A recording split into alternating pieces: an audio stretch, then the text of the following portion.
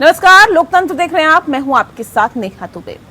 नरेंद्र मोदी प्रधानमंत्री के रूप में आज जो 8 साल पूरे कर चुके हैं, प्रधानमंत्री के रूप में उनके देश के योगदान को आम से लेकर खास आदमी तक नहीं भूल सकता।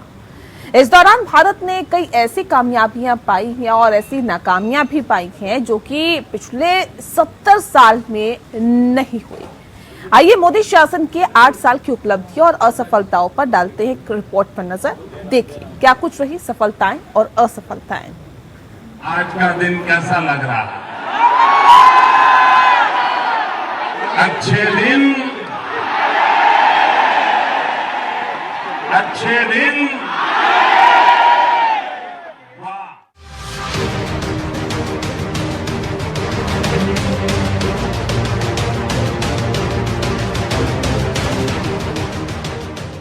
विकास के रथ पर सवार होकर नरेंद्र मोदी देश की सत्ता पर 26 मई 2014 को ही काबिज हुए थे। क्या दोस्त क्या दुश्मन, सभी उन पर मोहित थे। लग रहा था कि भारत अब विश्व गुरु बन ही जाएगा। जो उन पर अब भी भरोसा करते हैं, उनका कहना है कि पीएम मोदी के 8 साल के कार्यकाल में भारत की जीडीपी लगभग 2 गुना से ज्यादा हो गई है। 2013 में जीडीपी 112 लाख करोड़ रुपए थी, जो आज 232 लाख करोड़ की हो गई है और आज भारत दुनिया की छठी सबसे बड़ी अर्थव्यवस्था है। अब 2025 तक 5 ट्रिलियन की अर्थव्यवस्था का दंभ भरा जा रहा है। वहीं प्रति व्यक्ति आय के 2 गुना होने का भी दावा किया जा रहा है। सवाल ये है कि इस जीडीपी से आम लोगों के जीवन स्तर में क्या सुधार हुआ, या फिर क्या हम ऐसा इंफ्रास्ट्रक्चर बना पाए जो इस विकास की रफ्तार को बनाए रख सके। अगर आम आदमी की बात की जाए तो कहा जाता है कि मोदी के पीएम बनने से पहले पर कैपिटा इनकम 80,000 रुपए सालाना से कम थी, जो अब बढ़कर 1.5 लाख रुपए हो गई है। लेकिन मोदी प्रशंसक ये नहीं बता पाते, अगर ऐसा है तो 137 करोड़ के देश में 80 करोड़ से ज्यादा यानी 2/3 लोग गरीबी रेखा के नीचे क्यों हैं? ये दावा खुद प्रधानमंत्री नरेंद्र मोदी का है, जो कोरोना काल में 80 करोड़ लोगों को राशन देने की बात हर चुनाव में दोहरा रहे हैं। महामारी के इस समय में सरकार गरीब की हर जरूरत के साथ उसका साथी बनकर खड़ी है।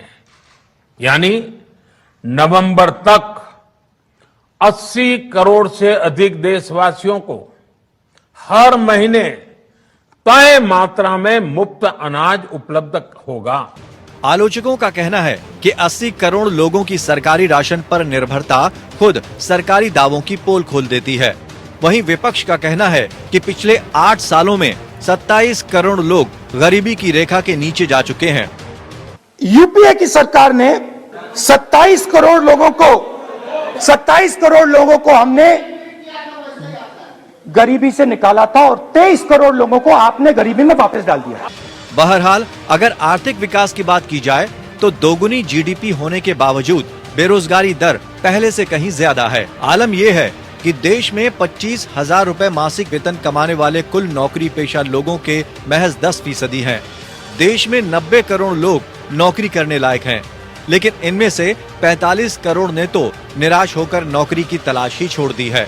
जो बेरोजगारी दर पहले 3.4% थी, वो अब बढ़कर 8.7% हो चुकी है, जिससे विपक्ष को मोदी सरकार की आलोचना का मौका मिल गया है।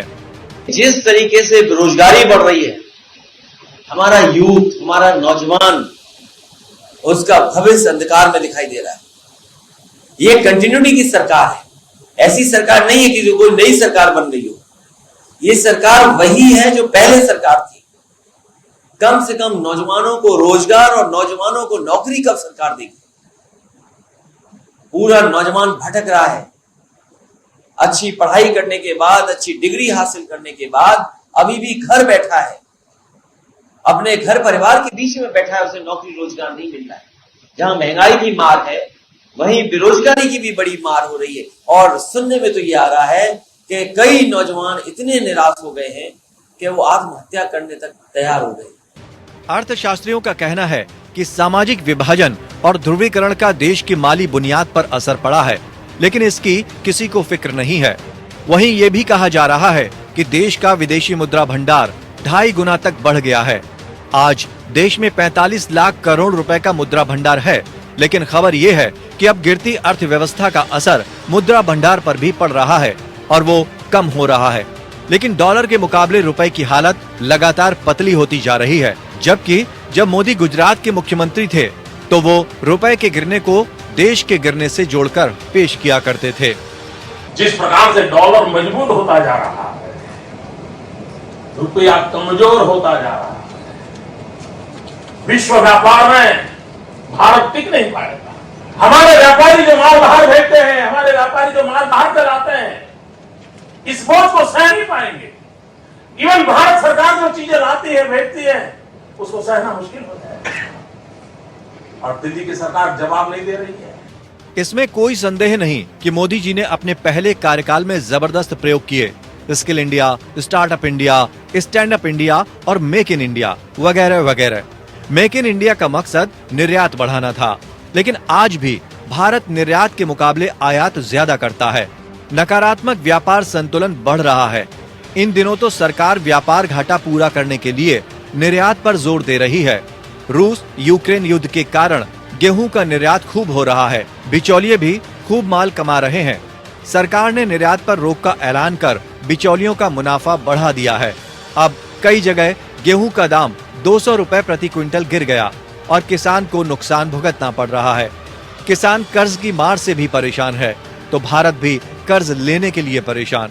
अमेरिका से 4 अरब डॉलर के कर्ज देने की तैयारी हो रही है। मोदी सरकार ने शहंशाहों की तरह गरीब राष्ट्रों और मीडिया पर खर्च किया, तो बादशाहों की तरह कर्ज भी लिया।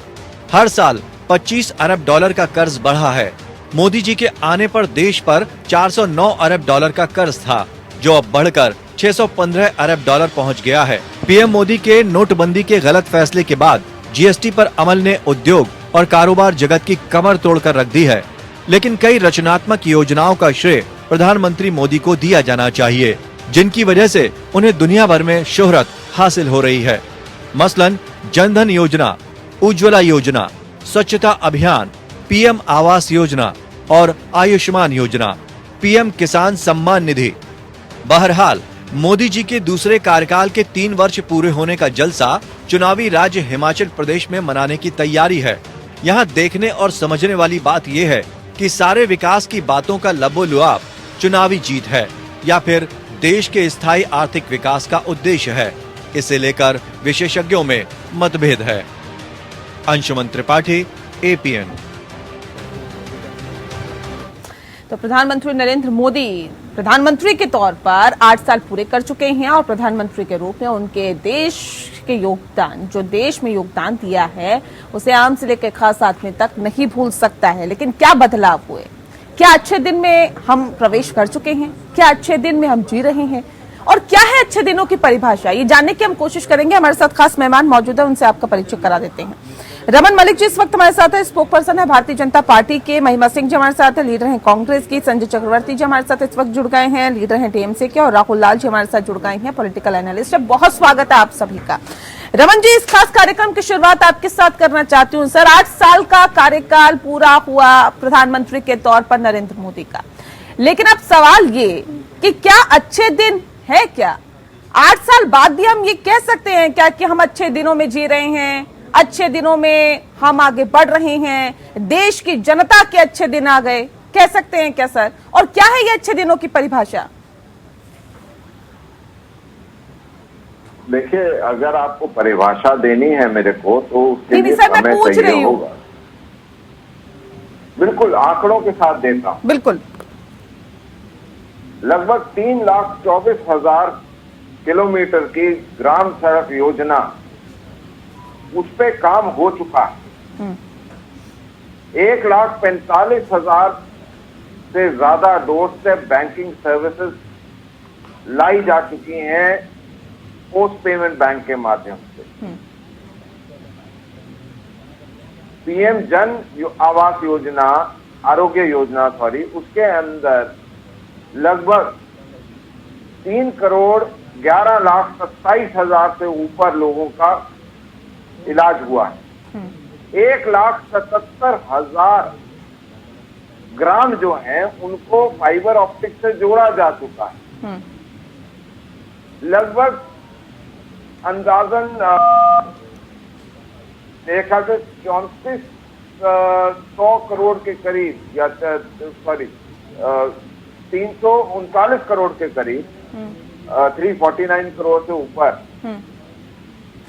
मुद्रा योजना के थ्रू दिया जा चुका है। मेरे ख्याल से 3400 करोड़ ही है, मेरे पास फिगर एग्जैक्ट मेरे को याद नहीं आ रहा अभी, लेकिन ऐसा बड़ा फिगर है। पीएम सुरक्षा बीमा के अंदर अंदाजन 28 करोड़ लोगों को पंजीकृत कर चुके हैं। स्वयं योजना के अंदर 2,71,00,000 लोगों को पंजीकृत हो चुका है। उसके अलावा जिन किसानों को पीएम फसल बीमा योजना के अंतर्गत 2018 के उपरांत करा गया है, वो 11,42,00,000 से ऊपर है। नहीं सर, उन दावों और वादों पे आइए ना सर, जो दावे और वादे करके मोदी सरकार सत्ता में आई थी। अब आपने किसानों का ही जिक्र किया तो मैं एक सवाल और पूछ लेती हूँ, क्योंकि ये कहा जा रहा था कि 2022 तक किसानों की आय को दोगुना कर दिया जाएगा। सर, किसानों की आय दोगुनी हुई क्या?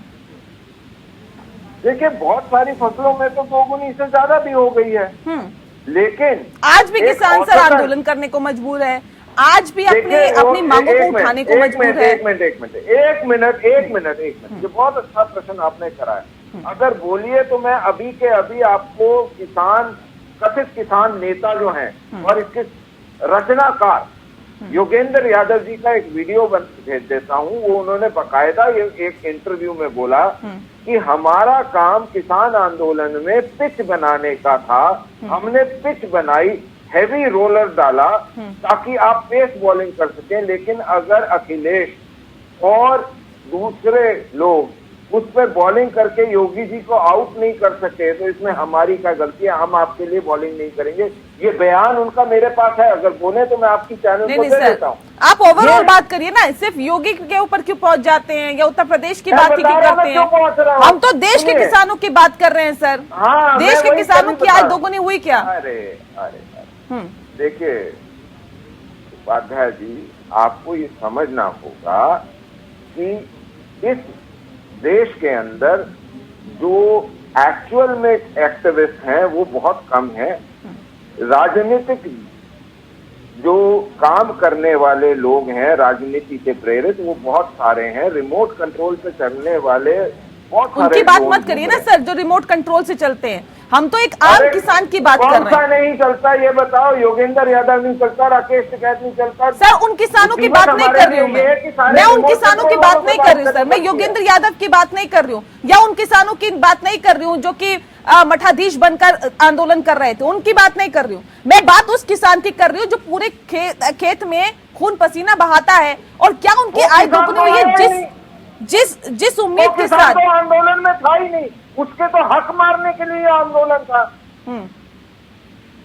प्रॉब्लम ये है कि उसके हक मारने के लिए आंदोलन था। अब मैं आपको एक चीज और बताता हूँ, 22,91,00,000 से ऊपर सॉइल हेल्थ कार्ड दिए गए। किसको गए ये सॉइल हेल्थ कार्ड? 4,10,00,000 से ऊपर बच्चों की वैक्सीन हुई इंद्रधनुष मिशन में, जो ओवरऑल वैक्सीन होती है। ई नाम के अंदर 1,73,00,000 किसानों को रजिस्टर करा गया। ई नाम मंडी सिस्टम, ये आपने भी देखा। आऊंगी सर, मैं उस मसले पे भी आऊंगी। पहले ये सवाल यहाँ पर उठ जाता है, महिमा जी, क्या गरीबों का कल्याण हुआ? राहुल गांधी तो कहते हैं 27 करोड़ लोगों को हमने गरीबी रेखा से बाहर निकाला था, और इन्होंने आते ही 27 करोड़ से ज्यादा लोगों को अंदर कर दिया। क्या गरीबों का कल्याण हुआ? क्या अच्छे दिन आए? क्या लोग बेहतर जीवन अपना जीने को यहाँ पर बेहतर तरीके से जीवन जी रहे हैं क्या? ये एक बहुत अहम सवाल हो जाता है। नेहा जी, देखिए, सबसे पहले तो एक बहुत मशहूर शायर की दो पंक्तियां याद आ रही हैं, वो बोल देती हूँ, क्योंकि आज की परिस्थिति पर सटीक बैठती हैं कि कल सियासत में भी मोहब्बत थी, कल सियासत में भी मोहब्बत थी, आज मोहब्बत में भी सियासत है। इस देश को ध्रुवीकरण करके, इस देश के अंदर जितने घोटाले भाजपा ने किए हैं वो सब करके आप गरीबी रेखा की बात कर रही हैं। तो नेहा जी, आज तो सिर्फ 1% तबका ऐसा है देश का जो अमीर से और अमीर होने की तरफ बढ़ रहा है, जिनके लिए सारी सरकारी संपत्ति को बेचने की तैयारी में ये सरकार लगी हुई है। तो जो हमारे माननीय नेता ने कहा, राहुल गांधी जी ने, के हमने गरीबी रेखा से 27 करोड़ को निकाला था, आप ये देखिए कि पिछले 2 वर्ष के अंदर ही 1.25 करोड़ महिलाओं का रोजगार चला गया। पिछले 4 महीने में 25 लाख महिलाओं का रोजगार गया है। लेकिन ये आंकड़े भाजपा के नेता, भाजपा के प्रतिनिधि हमारे देश की जनता को न सिर्फ कभी अपने मुंह से बताएंगे, बल्कि वो जो भी बताएगा उसके मुंह पे जो भी जिस प्रकार से भी चुप्पी लगा सकते हैं वो लगाने की कोशिश करेंगे, जैसा कि बार बार डिबेट्स में भी करते हैं। घोटालों की फहरिस्त अगर शुरू करें तो A to Z जितने भी लेटर्स आते हैं सब खत्म हो जाएंगे, क्योंकि एबीजी शिपयार्ड की बात करें 23,000 करोड़ रुपए का जो घोटाला इस देश के अंदर हुआ, जैसा घोटाला कभी इस देश में 75 साल में नहीं देखा। एबीजी शिपयार्ड की बात करें या पेगासस की बात करें, जिसे मोदी जी 2006 में बाहर जाकर खुद ही नेतन्याहू से इस देश के अंदर ले आए थे, या फिर बात करें जिस प्रकार से पेगासस से ब्लैकमेल किया गया हमारे चीफ जस्टिस। ये तो कांग्रेस की नाकामी है ना कि मैम वो उठा नहीं पाई, भुना नहीं पाई, फिर चुनाव हो रहे हैं, वहां पे भी जनता आपको मौका नहीं दे रही, आप बेहतर तरीके से नहीं उठा पा रहे, आप उजागर नहीं कर पा रहे। अगर सत्ता पक्ष की तरफ से इस तरह के घोटाले हो रहे हैं तो आप लोग विपक्ष होने के नाते आप लोगों की भूमिका क्या है, क्या उसका निर्वहन आप कर रहे हैं, ये भी सोचने वाली बात है। मैं आती हूँ फिर से संजय जी, सवाल मेरा आपसे है, सर आप लोग क्यों इतना हो हल्ला करते रहते हैं? देश की जीडीपी तो 2 गुनी से ज्यादा हो गई मोदी सरकार के आने के बाद। आप लोग कहते हैं कि देखिए बेरोजगारी इतनी है, भ्रष्टाचार इतना ज्यादा हो रहा है, लोग परेशान है महंगाई से, तमाम तरह की बातें की जाती है। जीडीपी को तो देख लीजिए पहले। पहली बात तो मैं एक सवाल पूछना चाहता हूँ कि 2014 में किसानों की आय कितनी थी? ये भी भाजपा प्रवक्ता ये बता दें किसानों की आय 2014 में थी कितनी? दुगनी तो छोड़ दीजिए बात, आय कितनी से अभी तक इनको ये नहीं पता। इनके पास किसी के पास ये रिकॉर्ड नहीं होगा कि 2014 में आय कितनी थी।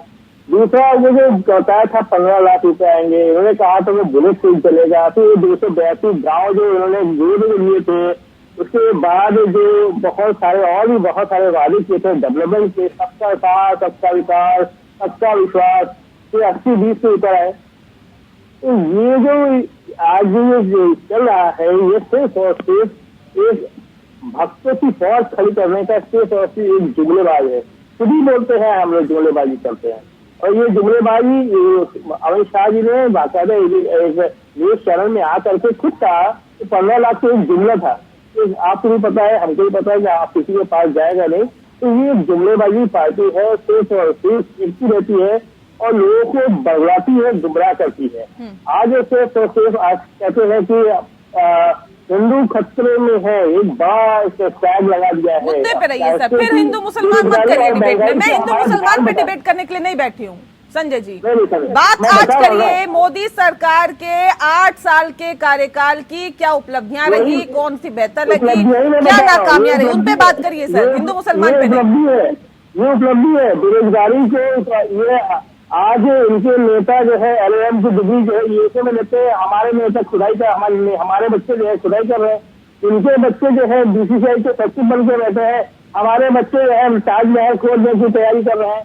तो ये डेवलपमेंट है, ये सबसे बड़ा डेवलपमेंट है। आज हम लोग को पता चला कि मानसिक रूप से बीमार हमारे देश में कितने लोग हैं जो सिर्फ और सिर्फ अंधभक्ति के चक्कर में देश को बर्बाद करने में तुले हैं।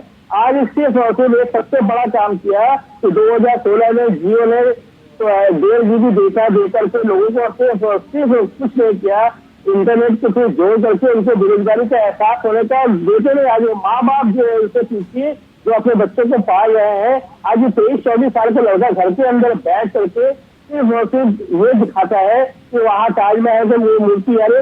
मुद्दे से भटक रहे हैं, मुद्दे से भटक रहे हैं, आप मुद्दे पे नहीं रह रहे सर। आज जिसपे आप बात करना चाह रहे हैं उस पे आप बात नहीं करना चाह रहे हैं, लेकिन मैं मुद्दे पे ही रहूंगी। और राहुल लाल जी, मैं आती हूँ। रमन जी 1 सेकंड रुक जाइए, 1 सेकंड दीजिए मुझे। राहुल जी अब सवाल आपसे है कि जीडीपी की क्योंकि हम बात कर रहे थे, भले ही देश की जीडीपी पहले के मुकाबले 2 गुने ज्यादा हुई हो, लेकिन क्या लोगों के जीवन स्तर में सुधार हुआ है क्या मोदी सरकार के आने के बाद?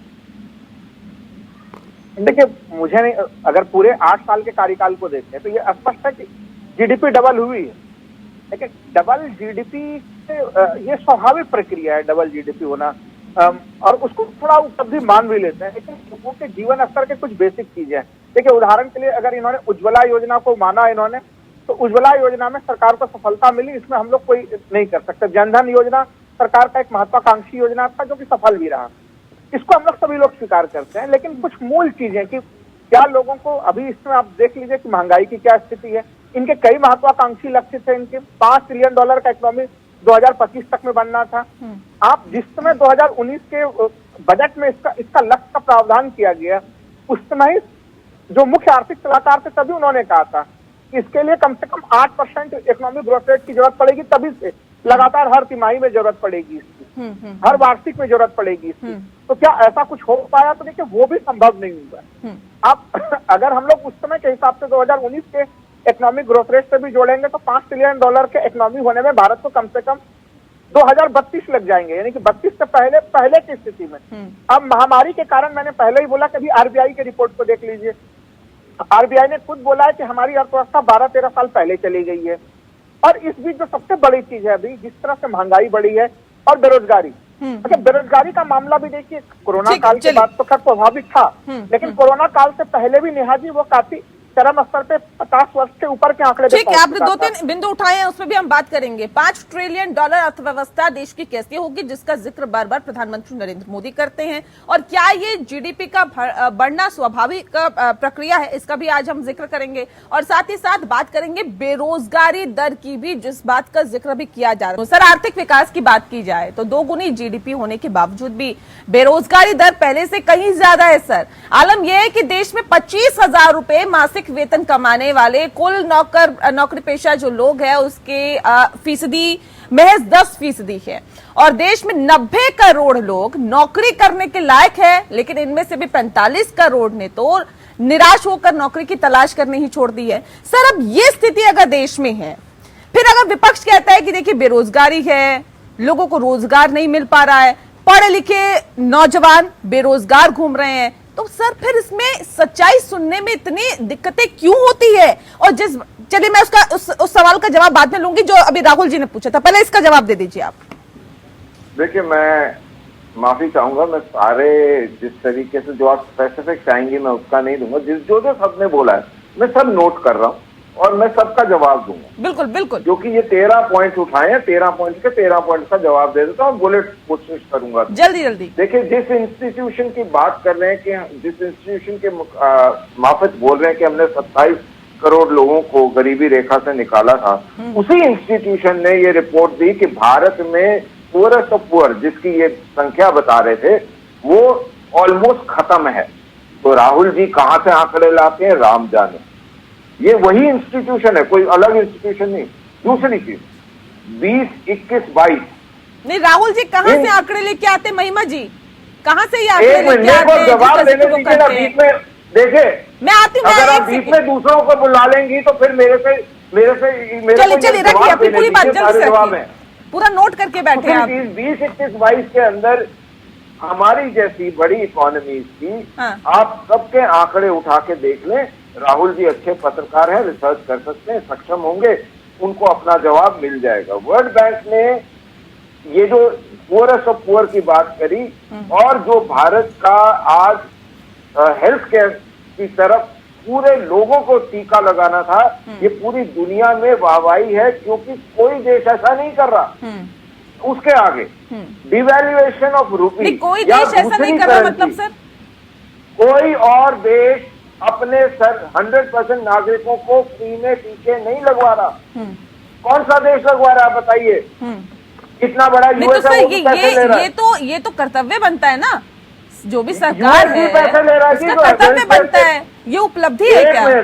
आप राहुल जी कुछ कह रहे हैं। देखिए, जब आप लोग पूछते हो तो मैं लिख लेता हूँ, आप भी लिख लीजिए जो सवाल है, मैं जवाब। एक सेकंड, उसके आगे डिवैल्यूएशन ऑफ करेंसी की बात हो रही है। आप चाइना को देखिए, आप यूएस को देखिए, आप उसके साथ बाकी इकोनॉमीज को देखेंगे, कंपैरेटिवली अच्छी इकोनॉमीज में, बड़ी इकोनॉमीज में भारत की डिवैल्यूएशन सबसे कम हुई है, क्योंकि वैश्विक स्थिति जो है कोरोना और उसके बाद यूक्रेन वॉर, दोनों की वजह से बहुत हिली है। तीसरी चीज ये कि मोहब्बत की बात हुई, उस मोहब्बत का तखल्लुस इतना सा रह गया कि कपिल सिब्बल ने जो आज कहा है वो यही दिखाता है कि मोहब्बत में बिसाले यार कहाँ चला गया। उसके अलावा ये जो स्कैम की बात हो रही है ना, ये पुरानी करनियां बाहर आई जा रही हैं, ये पुराने नासूर है, पुराना कैंसर है, निकलते आ रहा है और हम निकालते जाएंगे, क्योंकि हमारे को कैंसर का भी इलाज करना है। मुद्रा लोन के अंदर 34 करोड़ लोगों को लोन दिया गया। आप 45 करोड़ लोगों की बात बोल रही थी जिन्होंने उम्मीद छोड़ दी। सर, ये लोन देने की नौबत क्यों आ रही है? किस लिए लोन दिया गया है सर? क्योंकि उन्होंने अपना आप उस मुद्दे पे आइए सर। सुनते जाइए, आप लोग ऐसे नहीं करेंगे। 1 मिनट 17 सेकंड जो आदमी सोचने में लगा देता है कि मैं क्या बोलूं या ना बोलूं, वो भी एक माशाल्लाह चीज है। उसके अलावा ये कोरोना आएगा, ये 2019 में किसी को नहीं पता था। कोरोना आने के बाद पूरी विश्व की इकोनॉमी स्टैंड स्टिल हो गई और वो रुकने के बाद ही हम ग्रोथ कर रहे हैं अच्छे तरीके से। इसको गाली देना ये विपक्ष की और कुछ बुद्धिजीवियों की एक मजबूरी है। और उसके अलावा आपको एक चीज बता देता हूं कि लगभग 5 ट्रिलियन का जो बात करी गई, वो कुछ संस्थाओं ने पहले 32 की बात करी थी, उसके बाद 28, 27, 28, 29 इस प्रकार की 3 स्टडीज भी आ गई हुई हैं। और जहां तक इन्फ्लेशन है साहब, फूड इन्फ्लेशन यूएस में डबल डिजिट में है। हम यहाँ पे अभी भी सुरक्षित है। यूएस से बड़ी इकोनॉमी हम नहीं है। चाइना में डबल डिजिट में है, चाइना से बड़ी इकोनॉमी नहीं है। लंबा सा भाषण दे रहे हैं, बीच में एक हफ्ते तो स्वीकार कर लीजिए। अब अगर इन्फ्लेशन में आप अमेरिका से चर्चा करेंगे तो भाई वहां पे पर कैपिटल नहीं, आप सवाल आपने सब चीजें बता दी रमन जी। एक सेकंड राहुल जी, एक सेकंड रुक जाइए। मैंने बात बेरोजगारी की थी, उसका कोई जवाब आपके पास नहीं था। मैं ये कह रही हूँ सर, बेरोजगारी दर पहले से कहीं ज्यादा है। आलम यह है कि देश में 25,000 रुपए मासिक वेतन कमाने वाले कुल नौकरशाही, सुन लीजिए, एम्प्लॉयबिलिटी ना होना, एम्प्लॉयमेंट ना होना या सरकारी नौकरी ना मिलना। ईएसआई के डेटा देखिए, वहां पे आपको डेटा दिखते हैं, आप उनको देखिए। आप मुद्रा लोन के द्वारा चले गए जितने काम हैं, उन्होंने जैसे अपने आप को एक्सपैंड करा है। मेरा तो ये कहना है कि आप आप कैसे उसको जिस वायदों को करके सर सत्ता में आए थे, वो वायदे पूरे हुए हैं क्या? इस बात को यहाँ पर सोचने की जरूरत है कि जो वायदे आप लोगों ने किए थे वो पूरे हुए। मैं बिल्कुल पूरे विश्वास के साथ ये कह सकता हूँ, जो वायदे हमने करे थे, जो हमारा संकल्प पत्र था, हम कोरोना की मार के बाद भी और वैश्विक ये जो युद्ध के कारण स्थितियां बनी है उसके बाद भी उस राह पे अग्रसर है और हर बारी रिपोर्ट कार्ड लेके जाते हैं। इसलिए यूपी के अंदर जमानत जब्त हुई, उत्तराखंड के अंदर जमानत जब्त हुई, लोगों की कहां बन गए सर? जमानत जब्त हुई वो छोड़ दीजिए, वो एक अलग मैटर है, लेकिन आप कितना काम कर रहे हैं, कितना जनता को दे रहे हैं, उस पर बात करिए ना सर। अगर आपको सत्ता सौंपी है तो उस पर घमंड नहीं होना चाहिए, क्योंकि सभी जनता के मानस में होना चाहिए। सर अगर आप ये कहेंगे जमानत जब्त हो गई तो ये आप क्या कहना चाह रहे हैं, क्या बताना जनता को चाह रहे हैं? महिमा जी कुछ कहना चाह रही, मैं आती हूँ, फिर मौका दूंगी आपको। महिमा जी, आप लोग कहते हैं कि देखिए बेरोजगारी इतनी ज्यादा है, ये कह रहे हैं हम तो जो सत्ता में आए हमने सारे वायदे पूरे किए, जितने वायदे हम करने के लिए आए थे, जो हमारे संकल्प पत्र में था। रुक जाइए रमन जी, रुक जाइए, वेट करिए थोड़ा सा, महिमा जी को बोलने दीजिए। नेहा जी, अभी बात हुई कोरोना की, तो चलिए उसी पर एक बात कर देते हैं। अभी कुछ ही दिनों पुरानी बात है, सबको याद होगा, WHO ने भारत में जो मौतें हुई और उनकी रिपोर्टिंग, WHO का बहुत डंका बजा रही थी भाजपा बहुत दिनों से, और एक इंटरनेशनल बॉडी है। लेकिन जब भी कोई इनके विरुद्ध बात करता है तो ये कह देते हैं कि ये कांग्रेस वाले तो विदेशी इंस्टीट्यूशंस की बात करते हैं। लेकिन आज तो शायद भाजपा को भी ये मानना पड़ेगा कि WHO ने कांग्रेस की बनाई हुई आशा वर्कर्स की पीठ थपथपाई, जबकि कोरोना महामारी में कहा कि 40 लाख लोग यहाँ मरे, जबकि हमारी सरकार के मुताबिक तो केवल 4 लाख लोग मरे। अब 2 बड़े अहम सवाल हैं नेहा जी, यदि इनका जवाब हमें मिल जाए भाजपा के मित्र से, कि जब लालू प्रसाद यादव घोटाला कर रहे थे उस समय रेलवे घाटे में थी, उस समय रेलवे नफे में थी, क्षमा चाहती हूँ।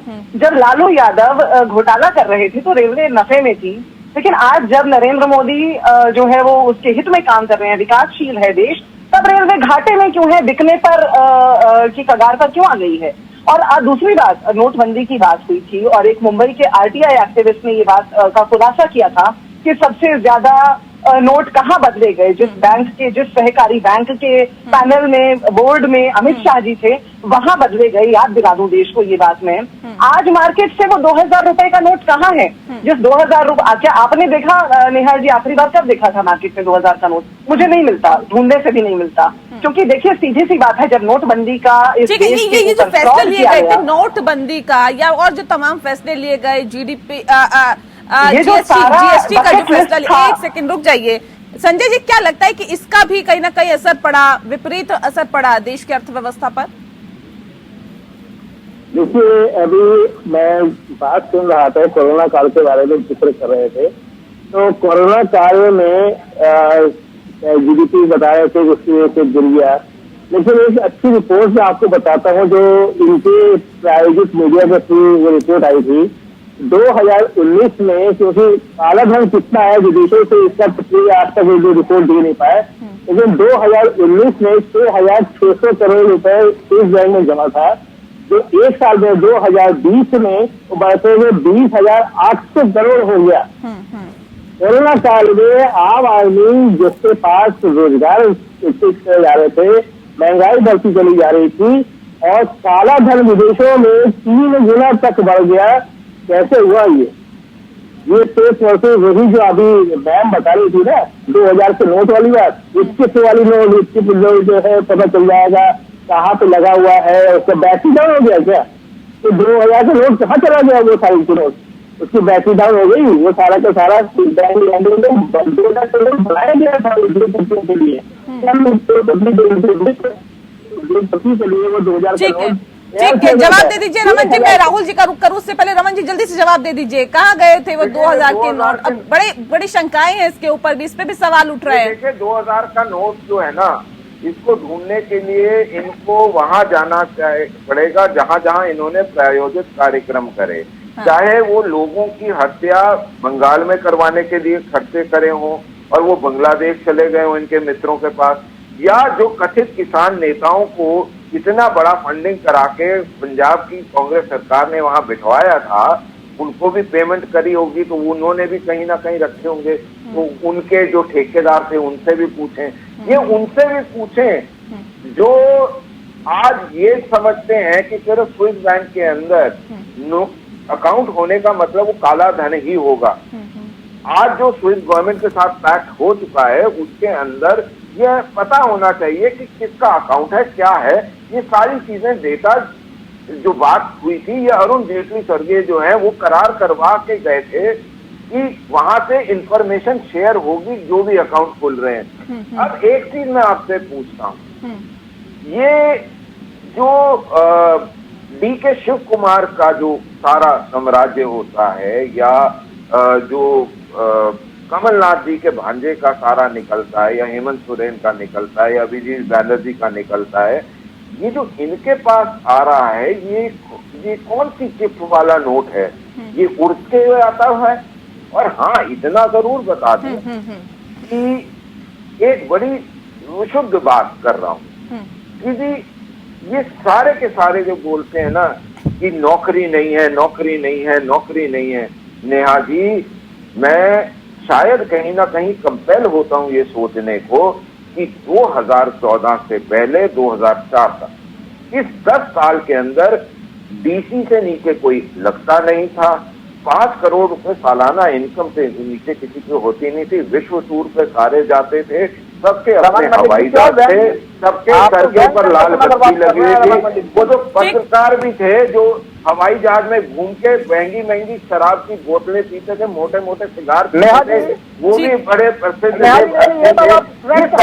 खत्म हो गया 2014 में। ठीक है राहुल जी, अभी इन्होंने प्रति व्यक्ति आय की बात की है। सर अभी मैं आपको बता दूं, जो मोदी के पीएम बनने से पहले 80,000 सालाना थी प्रति व्यक्ति आय, और अब 1.5 लाख हो गई है। लेकिन क्या लगता है कि समानांतर तौर पर देश आगे बढ़ रहा है? क्या अभी भी एक ऐसा वर्ग नहीं है जो 80,000 भी नहीं कमा पाता, 40,000 भी नहीं कमा पाता, 30,000 भी नहीं कमा सकता, या फिर 20,000 भी नहीं कमा पाता, और एक वर्ग ऐसा है जो करोड़ों में कमाता है? क्या लगता है कि वो समान जिस भेदभाव की बात करती है भारतीय जनता पार्टी की, बिना भेदभाव के सबका साथ, सबका विकास, सबका विश्वास की जो नारे दिए जाते हैं, उस नारे को फॉलो करते हुए आगे बढ़ा जा रहा है। ठीक है, 1.5 लाख तो आ रहा है, आप बिल्कुल सही कह रहे हैं कि वो एक तरह से कहीं न कहीं उसमें जो हमारे बड़े पूंजीपति हैं उनकी भी आय जुड़ी हुई है। तो हम हाल के समय में गरीब और गरीब हुआ, और जो बड़े लोग हैं, जो बड़े पूंजीपति हैं, उनकी आय में और क्यों हुआ ऐसा, क्यों हुआ, क्या वजह इसके पीछे? आप विषमता की स्थिति बनी है। देखिए, अब ये तो देखिए, समता मूलक नीति लाना सरकार का काम होता है, वो नीति लाने में सरकार कहीं न कहीं विफल रही है। देखिए, मैं एकदम खुल के कह रहा हूँ कि सरकार की कुछ बड़ी उपलब्धि है जब हम लोग बात कर रहे हैं। इन्होंने नेशनल हाईवे पे जो गडकरी जी का काम है वो काफी शानदार काम रहा है। लेकिन अभी जो मलिक साहब जो कुछ चीजें रख रहे थे, जैसे उदाहरण के लिए कि इन्होंने रखा कि भाई जब हमारा रुपया कमजोर हो रहा है तो खाली भारत का कमजोर नहीं है, पूरे दुनिया भर में रुपये कमजोर हो रहे हैं। तो माननीय प्रधानमंत्री जब 2013-14 में भी जब उस समय बयान दे रहे थे, तो उसमें भी आप देख लीजिए इतिहास के पन्नों को खोल के उस समय के उसमें भी केवल भारतीय मुद्रा कमजोर नहीं हो रहा था, उसमें भी दुनिया के तमाम दूसरे देशों का भी मुद्रा कमजोर हो रहे थे। नंबर 1। नंबर 2 कि देखिए, अगर अभी हम लोग बातचीत करें, एक चीज मैं अर्थव्यवस्था के मामले पे एक चीज बताना चाहूंगा कि 1991 से जब आर्थिक उदारीकरण की प्रक्रिया नेहाजी भारत में शुरू हुई, तमाम सरकारें, चाहे इस बीच में जैसे नरसिम्हा राव की सरकार रही, गठबंधन की सरकारें रही, अटल बिहारी वाजपेयी की सरकार रही, एक तमाम सरकारों में सहमति थी कि जो हमें अगर 100 रुपया की प्राप्ति होगी तो हम ब्याज के ऊपर हम उतना ही कर ले लें जो कि हमारे ब्याज के ऊपर 24 पैसे खर्च हो, हमारे 100 पैसे में 24 पैसे ब्याज के ऊपर खर्च हो। लेकिन अभी पहली बार हम लोग कर्ज इतना ज्यादा लिए हैं कि वो जो राशि है हमारी ब्याज पे भुगतान की राशि, वो 24 पैसे से बढ़ के वो 35 पैसे हो गई है।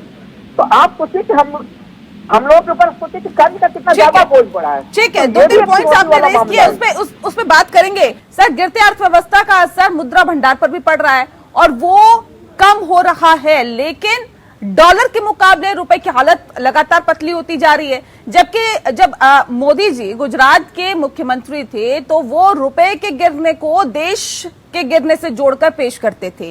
अब इतना विरोधाभास क्यों सर? अब क्या लगता है कि अब देश नहीं गिर रहा है क्या? अब देश की जीडीपी नहीं गिर रही है क्या? अब लोगों का जीवन स्तर नहीं गिर रहा है क्या? देखिए, मैं आपको, अगर आपके पास समय हो तो पूरी चीज बता देता हूँ। रखिए सर। बेसिकली जब 1991 की बात करी जाती है तो मनमोहन सिंह जी, तब तत्कालीन जो प्रधानमंत्री नरसिम्हा राव थे, उनके पास गए कि जी इस समय संकट है और इससे निकालने के 2 ही तरीके हैं, या तो हम अपना गोल्ड रखें और या हम अपने करेंसी को डिवैल्यू करें और उसके उपरांत हम आगे कुछ गोल्ड रखें, कुछ सॉवरिन गारंटी दें, कुछ डिवैल्यूएशन करें और फिर बचेंगे। तब नरसिम्हा राव जी ने ये उचित समझा कि वो देश के leader of opposition Atal Bihari Vajpayee ji से ही बात करें, कांग्रेस के किसी नेता से उन्होंने विचार विमर्श नहीं करा था। ये बहुत सारी लेखनियों में आया भी हुआ है और ये मैं जानता इसलिए भी हूँ कि शिवपाल जी जो उस समय थे उनके सहायक, उन्होंने भी ये वर्णन करा था।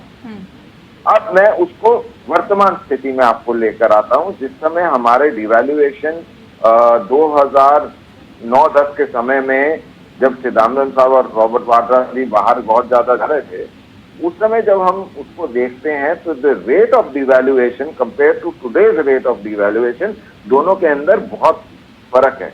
हम 44 रुपए से बढ़ के 70 रुपए पहुंच गए थे, 68 के ऊपर पहुंच गया हुआ था डॉलर।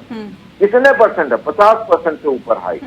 और 2000 जो अब 14-15 की बात अगर हम करें और वहां से हम आज के देखें तो उस प्रकार का नहीं है, जबकि इंटरनेशनल मार्केट में चाहे वो येन हो, युआन हो, अपना रूबल हुआ, बाकी करेंसीज हुई, यूरो हुआ, ये सब डॉलर इनके अगेंस्ट स्ट्रेंथन हुआ क्योंकि यूएस इकोनॉमी में जो गिरावट थी वो उठनी शुरू हुई कोरोना काल से पहले। तो उसके लिए वही होता है ना, जब आप विपक्ष में होते हैं तो आप सिचुएशन नहीं देखते हैं, लेकिन जब सत्ता पक्ष में होते हैं तो सिचुएशन की दुहाई देते हैं। वाकई भी जवाब दे देता हूँ। और जहां तक अभी ये लोन की बात कर रहे थे ना राहुल जी को मैं सिर्फ इतना सा आग्रह करूंगा कि जीडीपी टू लोन की जो रेशो है ना, वो लेस देन 100% हो तो ठीक माना जाता है।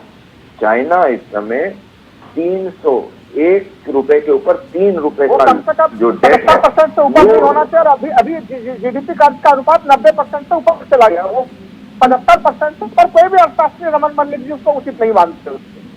बिल्कुल मैं मना नहीं करता, लेकिन जो इस समय की परिस्थिति है राहुल जी, वो विश्व स्थिति थोड़ी बदली हुई नहीं, है। नहीं, महिमा जी। क्योंकि सारा का सर, सारा आप परिस्थितियों की दुहाई और देकर growth इसमें पर्दा नहीं डाल सकते जो आज की सिचुएशन है महिमा नहीं, जी। नहीं, जो growth पहले है ना, वो जब और विपक्ष growth में का थे जो तब तो ये ठीक कहा है। जाता था कि देखिए अब कैसे रुपया मना गिर रहा है सकते तो हैं? देश गिर रहा है, आप लेकिन तक जब पूरा- आज हम सत्ता में पूरे ठीक है वर्ल्ड- रमन जी पूरी एक वर्ल्ड सेकंड की रुक जाइए, अर्थव्यवस्था देखिए और भी बंद गेस्ट हो मेरे जाए। पास है, इस तरह से मत करिए प्लीज, मुझे सबको वक्त देना है सर, मैं आपको फिर जो मौका मर्जी दूंगी। बोलने तो आप- महिमा जी जब आप विपक्ष में होते हैं तो आप परिस्थिति नहीं देखते, लेकिन जब सत्ता पक्ष में होते हैं तो परिस्थितियों की दुहाई देते हैं, ये कहां तक जायज है? क्या नहीं लगता कि आज की परिस्थिति में भी आपको उसी दृढ़ निश्चय के साथ आगे बढ़ना चाहिए? जब आप विपक्ष में होते हैं तो तमाम तरह की नीतियों का बखान करते हैं, ऐसे कदम उठाए जा सकते हैं वैसे, लेकिन जब सत्ता पक्ष में आप हैं और पूर्ण बहुमत के साथ है तब क्यों नहीं उठाते वो कदम? बिल्कुल नेहा जी,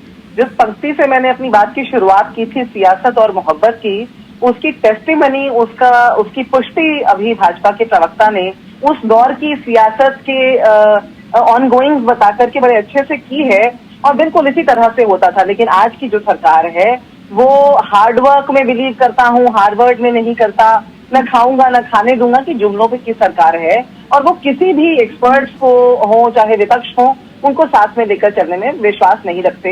आप बात कर रही हैं कि विपक्ष में रहकर बिल्कुल ये तो कहते हैं सबका साथ, सबका विकास, सबका विश्वास, हम तो विपक्ष को भी साथ में लेके चलते हैं। आप कहते हैं खाऊंगा ना खाने दूंगा।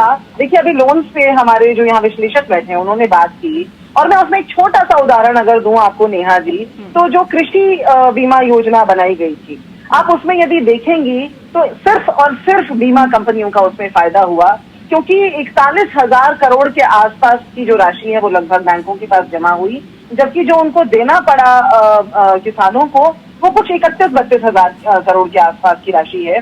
तो ये आज की जो परिस्थिति है, जो जितने भी लोन पीएम केयर्स फंड हो, या हमने अभी थोड़ी देर पहले बात की वो सहकारी बैंक हो जिनके जरिए से नोटबंदी में नोट जमा हुए थे, वो सब हो, तो आप यदि देखेंगे और इनकी तह में जाएंगे तो बात एक ही पता चलेगी कि भाजपा अपनी बकेट लिस्ट बना करके आई थी और उस बकेट लिस्ट को टिक करती जा रही है एक एक करके कि हमें ये करना है, और उसमें सिर्फ और सिर्फ एक ही व्यक्ति का हित हो रहा है, भाजपा और भाजपा के जो पूंजीपति मित्र हैं उनका उसमें फायदा हो रहा है। इन्होंने थोड़ी देर पहले एक बिंदु जोड़ूंगी नेहा जी, इन्होंने थोड़ी देर पहले 2,000 रुपए के नोट के ऊपर बड़े सारे स्पष्टीकरण दिए। स्पष्टीकरण हम दे देते हैं कि वो जो हाथरस के अंदर आधी रात में मिट्टी का तेल डाल के या पेट्रोल डाल के हमारे समाज की एक बेटी का शव जलाया गया था ना गैर कानूनी तरीके से, उन पुलिस वालों के पास पहुंचते हैं वो 2,000 रुपए के नोट। ठीक है संजय जी, तंदूर वालों को ज्यादा पता होगा मैडम, मेरे को नहीं पता। संजय जी, तंदूर वालों को जरूर पता होगा।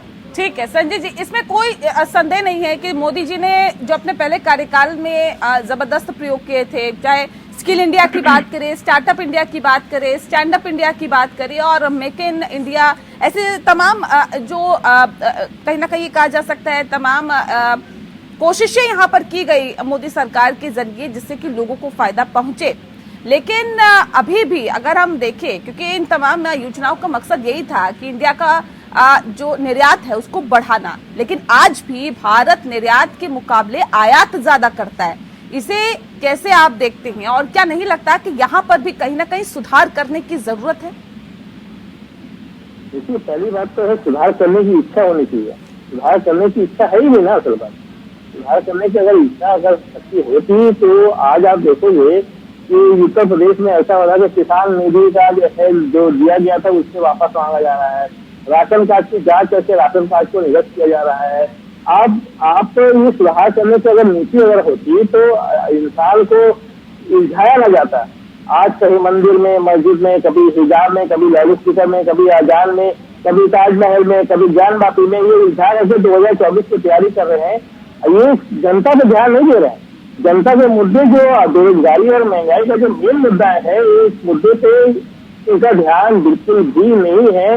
देश गर्त में चला जा रहा है, देश की संपत्तियां बिकती चली जा रही है। आपने देखा होगा अभी बोरिस जॉनसन आए थे, इंग्लैंड से आए थे, बाकायदा गुजरात मॉडल जिससे ये ढंढोरा सीधा करते थे, बाकायदा पर्दे लगाए गए थे सड़कों के किनारे की गरीबी ना दिखे। इसके पहले डोनाल्ड ट्रंप आए होते तो दीवार खड़ी कर दी थी, गरीबी ना दिखे। जिस चीज का ये ढंढोरा कभी भी विदेशी कोई भी आता है तो गुजरात में जाते हैं, वहां जाके दीवार खड़ी करते हैं या पर्दा खड़ी करते हैं। तो ये इनका जो मॉडल है ये टोटल फ्लॉप हो चुका है। और ये सिर्फ और सिर्फ अब एक ही माँ से उनका कार्ड बचा है, हिंदू मुसलमान पाकिस्तान। जैसे अभी इन्होंने जैसे मैंने जिक्र किया तो तुरंत ये बांग्लादेश और पंजाब इसके बारे में जिक्र कर लगे। अभी तक उनको ये शायद नहीं याद होगा ये बांग्लादेश है या जो रोहिंग्या वाली बात ये हमेशा ये मुद्दों पे उठाते हैं। तो ये आते कहाँ से है, केंद्र सरकार की जिम्मेदारी होती है, ना कि किसी राज्य सरकार की जिम्मेदारी होती है। राज्य सरकार की जिम्मेदारी राज्य के अंदर भी होती है। बॉर्डर का सिक्योरिटी का जो फोर्स होता है वो टेम्पर और वो केंद्र सरकार के अंदर में आता है। लेकिन ये कभी भी उन सब चीजों से नहीं बात करेंगे। जो सिंपल वे से हिंदू मुसलमान को लेकर के ये नहीं चाहते हैं किसी भी तरीके से। मैं आपको क्लियर करके मैं परसों के लिए में मैंने बताया था जब ये जीडीपी को लेकर के बात हुई थी, ये गैस बीजेपी की शासित जगह पे ये जीडीपी को जीडीपी की जो रकम है राज्य सरकारों की वो देना नहीं चाहते। बंगाल में जो 96,000 करोड़ रुपए की जीडीपी का पैसा बाकी है क्या देना नहीं चाहते, क्यों? क्योंकि वो डेवलप कर जाएगी। महाराष्ट्र को देना नहीं चाहेंगे, पंजाब को देना नहीं चाहेंगे, दिल्ली को देना नहीं चाहेंगे। ये बड़े आरोप लगते हैं। देखिए राज्य सरकारों का पैसा केंद्र हड़प लेता है, लेकिन अब जाहिर तौर पे इस पे भी सोचने की जरूरत है। जब बैठक होती है तो इस बात को भी उठाना चाहिए संजय जी कि देखिए इतना पैसा हमारा बकाया है। हालांकि ममता बनर्जी तो ये कहती है कि हमें बोलने नहीं दिया जाता, खैर। लेकिन आज बात दरअसल जीडीपी की हो रही है और बात ये हो रही है कि देश में 8 सालों में कितना बदलाव आया।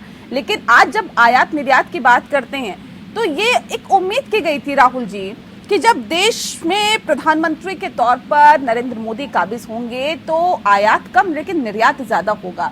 और जिस बात का जिक्र अभी मैंने थोड़ी देर पहले किया कि देखिए कई प्रयोग किए गए, skill India, startup India, stand up India और मेक इन इंडिया जैसे कई योजनाएं चलाई गई, कई ऐसे काम किए गए जिससे कि ये रहा कि निर्यात को बढ़ाया जाएगा। लेकिन क्या लगता है कि वो कामयाब हुआ? क्योंकि आज भी आयात तो ज्यादा है लेकिन निर्यात नहीं। देखिए नेहा जी आपने काफी अच्छे से बताया, जैसे मेक इन इंडिया पे तमाम प्रोजेक्ट है, काफी बड़े महत्वाकांक्षी कार्यक्रम थे भारत सरकार के। अगर वो जमीन पे रियल स्तर में उतर जाते तो अभी हम लोग का जो व्यापार होता है वो ट्रेड सरप्लस में चल रहा होता।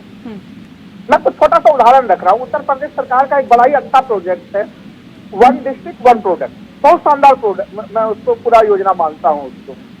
लेकिन अब देखिए जब कई बड़े चीज आप घोषणा करते हैं, मान लीजिए कि वहां से हम लोगों का इलाहाबादी अमरूद बड़ा दुनिया भर में मशहूर था, उसको ज्योग्राफिकल टैग भी मिला हुआ है। तो जब अमरूद व्यवसायियों से बातचीत की मैंने तो मुझे पता चला नेहा जी कि जब इलाहाबाद का नाम प्रयागराज बदल दिया गया तो अचानक से जो उसका मूल नाम था इलाहाबादी अमरूद का वो चीजें गड़बड़ हो गई। अभी अलीगढ़ का नाम परिवर्तित करने का प्रयास हो रहा है। अब अलीगढ़ी ताले जो है वो पूरे दुनिया भर में अलीगढ़ के नाम से मशहूर है।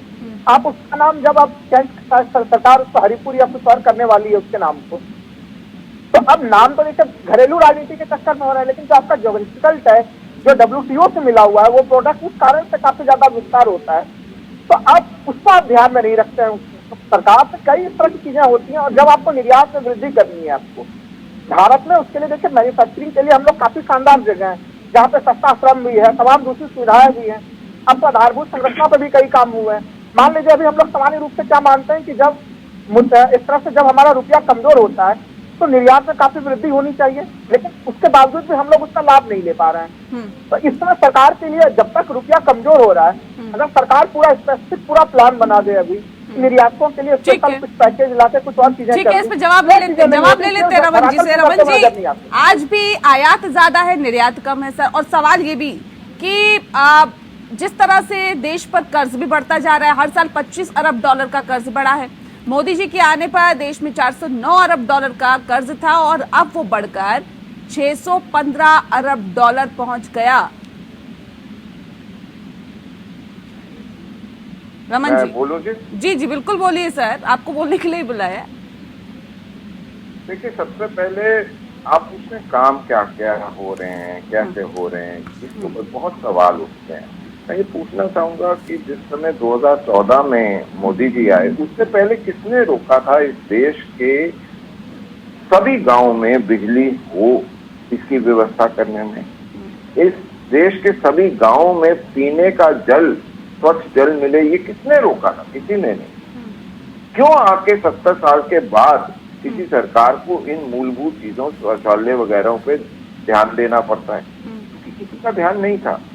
आज इस देश के अंदर 0 गांव ऐसा है जिसमें बिजली ना पहुंची। अब बात आप आगे करते हैं, जल्दी जल्दी रखिए सर, मेरे पास वक्त की थोड़ी कमी, जल्दी जल्दी। हाँ बिल्कुल बिल्कुल कर रहा हूँ कि जी 2,24,000 करोड़ का जेम जो गवर्नमेंट ई मार्केट प्लेस है उसके ऊपर व्यापार अभी तक 2,24,000 करोड़ का हो चुका है एक गवर्नमेंट पोर्टल पे। उसके बाद जितने यूनिकॉर्न्स हुए, जितने FDI आई वो भी रिकॉर्ड है, जितना एक्सपोर्ट हुआ वो भी रिकॉर्ड है। क्या ये रातों रात आज भी देखिए स्थिति वही है जो पहले थी, फिर हम कैसे बदलाव की बात करते हैं? मेरा सिर्फ इतना कंसर्न जितना आप कभी जो 10 सालों का एक्सपोर्ट होता था उतना 1 साल में एक्सपोर्ट कर दिया। ये भी भारत की सक्षमता है, ये भारत का इकट्ठे चलने का कर्ज लेकर सर, कर्ज लेकर इस तरीके से मत करिए। और दूसरी चीज मैं आपको बता दूं, हमारा सबसे बड़ा एक्सपेंडिचर ऑयल है। जो सरकार की नीति है और जिस प्रकार से ई ट्रांसपोर्ट के ऊपर हम लगे हुए हैं, मेरे को ऐसा लगता है ये जो पूरा एक विषय है और उसके साथ साथ सोलर एनर्जी को डेवलप करना, ये सिर्फ ये दिखाता है कि हम जो कार्बन न्यूट्रलिटी की तरफ और उसको एक सिस्टम मॉड्यूल बनाने के लिए जो काम कर रहे हैं वो आज से पहले न करा गया कहीं पे और इतने बड़े स्केल पे किसी ने नहीं करा। ठीक है महिमा जी माफ कीजिएगा, संजय जी मैं वक्त नहीं दे पाऊंगी आप लोगों को। बहुत शुक्रिया आप सभी मेहमानों का हमारे साथ इस खास चर्चा में शामिल होने के लिए। इसी के साथ लोकतंत्र में इतना ही। नमस्कार।